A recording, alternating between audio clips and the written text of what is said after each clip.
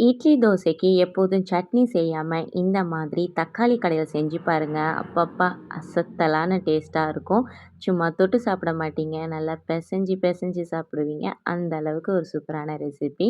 ஒரு 10 பல் அளவுக்கு பூண்டு எடுத்துக்கோங்க. ஒரு 1/2 கப் அளவுக்கு வெங்காயம், காரத்துக்கு தகுந்த மாரி பச்சை மிளகாய், 2 தக்காளி, கைப்பிடி அளவுக்கு மல்லி, புதினா சமமா எடுத்துட்டு, உப்பு, மஞ்சத்தூளு, ஒரு 1/2 டம்ளர் தண்ணி விட்டு ப்ரெஷர் குக்கரில ஒரு விசில் விட்டு எடுத்து அது நல்லா மசிஞ்சதுக்கப்புறம் ஆற விட்டு மத்தாலையோ அப்படி இல்லைன்னா மிக்சியில் ஒரு பல்ஸ் விட்டு எடுத்து நல்லா தண்ணி கலந்து மல்லிக்கீரை தூவி ரெடியாக வச்சுக்கோங்க.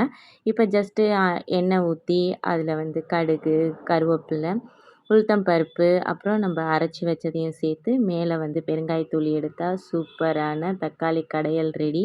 நல்லா இட்லி தோசைக்கு நல்லா தொட்டு சாப்பிடாம நல்லா பிசைஞ்சு சாப்பிட்டு பாருங்கள், வேறு லெவல் டேஸ்ட்டில் இருக்கும்.